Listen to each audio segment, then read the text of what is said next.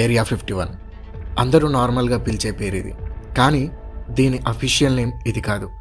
దాని real name వచ్చేసి Nevada test and training range. ఇది యుఎస్ఏలో నెవాడా రీజియన్లో ఉంది.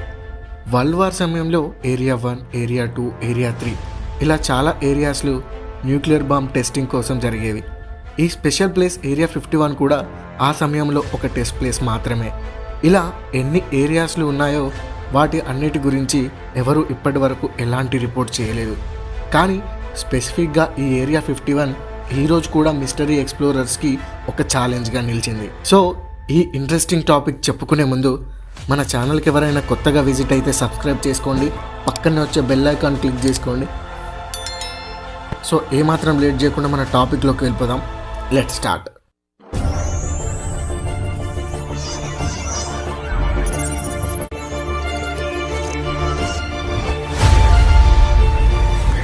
ఏరియా 51 మిస్టరీ తెలుసుకునే ముందు అసలు ఆ ఏరియాకి ఆ పేరెందుకు వచ్చిందో తెలుసుకుందాం. చాలామంది సైంటిస్టులు చెప్పిన దాని ప్రకారం United states atomic energy commission అయిన ఏఈసీ అమెరికాలోని రేడియేషన్ సేఫ్ జోన్స్గా పిలువబడే కొన్ని భాగాలను గ్రిడ్స్గా విభజించి వాటికి నెంబరింగ్ ఇవ్వడం ప్రారంభించింది. కానీ ఏరియా 15 మాత్రం ఏ గ్రిడ్లోకి రాలేదు. కానీ దాని పక్కన ఉన్న గ్రిడ్కి ఏరియా 15 అనే పేరు పెట్టారు. ఏరియా 15 పక్కన ఉంది కాబట్టి ఏఈసీ ఆ నంబర్ని రివర్స్ చేసి ఆ ప్రదేశానికి ఏరియా 51 అని పేరు పెట్టింది. అలా దానికి ఏరియా 51 అనే పేరు వచ్చింది.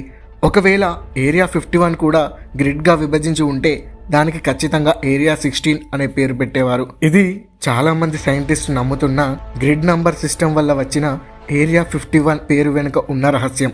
నిజానికి ఏరియా 51 ఒక నిషేధించబడిన ప్రదేశం. అందులోకి మామూలు మనుషులు వెళ్ళడానికి వీల్లేదు.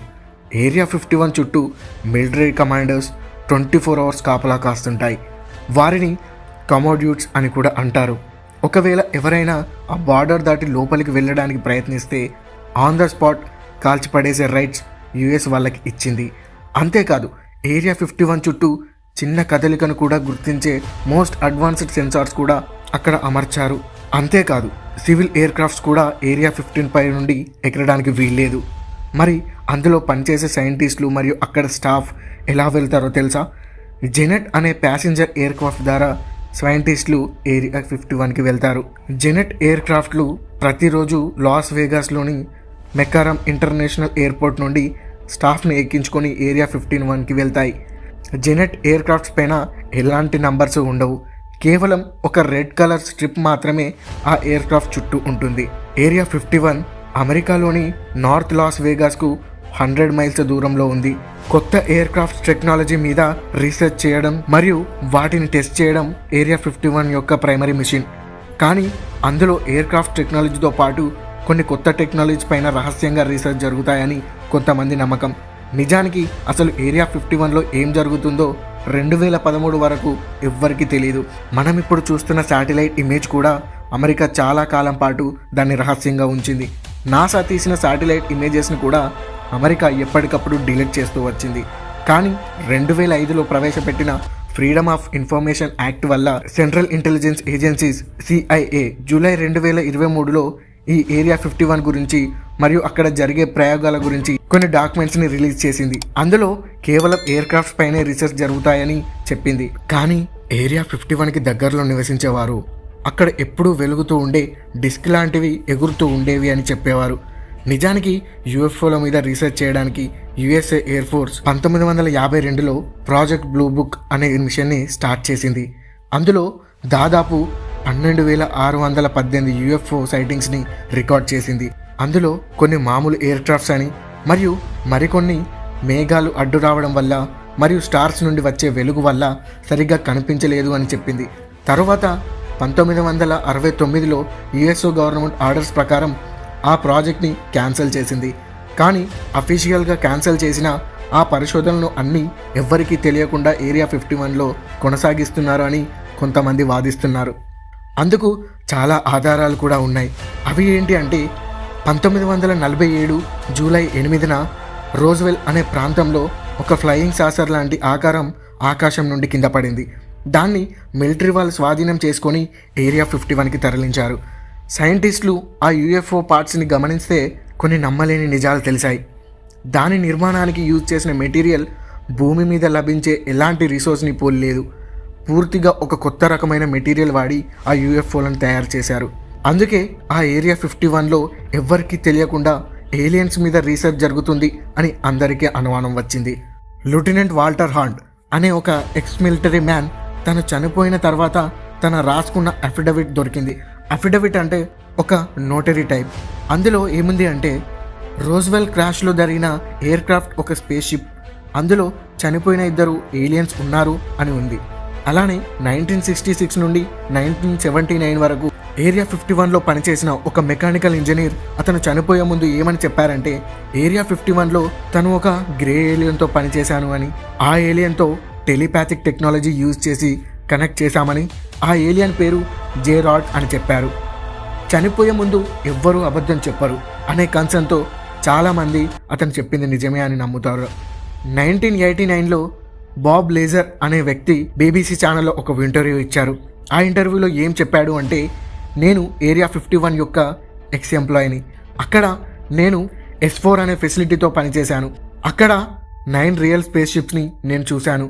ఆ స్పేస్ షిప్స్ని రివర్స్ ఇంజనీరింగ్ చేసి ఆ టెక్నాలజీని మనం అడాప్ట్ చేసుకోవడానికి ట్రై చేస్తున్నాము అని చెప్పాడు. ఏలియన్ ఎయిర్ క్రాఫ్ట్స్ ఫ్యూయల్లో అటామిక్ వెయిట్ 115 ఉండే ఒక ఎలిమెంట్ ఉంటుంది. దానికి అంత గ్రావిటీ ప్రాపర్టీ ఉంటుంది. ఎలిమెంట్ పేరు యునన్ పెంటియం అని చెప్పాడు. ఇందులో విశేషం ఏంటంటే అతను చెప్పిన ఆ యునన్ పెంటియం అనే ఎలిమెంట్ అప్పటికీ కనిపెట్టలేదు. అతను చెప్పిన 14 సంవత్సరాల తర్వాత దాన్ని కనిపెట్టారు. ఇతనికి అది ఎలా తెలుసు అనేది ఖచ్చితంగా ఆలోచించాల్సిన విషయమే. ఇంకా అతను ఏమన్నాడంటే ఏలియన్స్ మన గ్రహానికి 1,00,000 సంవత్సరాల ముందు నుండే వస్తున్నారు పోతున్నారు అని చెప్పాడు. వాళ్ళు ఉండే గ్రహం మన భూమి నుండి ఎగ్జాక్ట్గా 39 లైట్ ఇయర్స్ దూరంలో ఉంది అని చెప్పాడు. నిజానికి మనం ఏరియా 51ని ఒక్క యాంగిల్లోనే చూసాం. మనకి తెలియని ఇంకో యాంగిల్ ఉంది. అది రెండో ప్రపంచ యుద్ధం నుండి మొదలైంది. అదేంటో ఇప్పుడు చూద్దాం. రెండో ప్రపంచ యుద్ధం 1939 నుండి 1945 వరకు జరిగింది.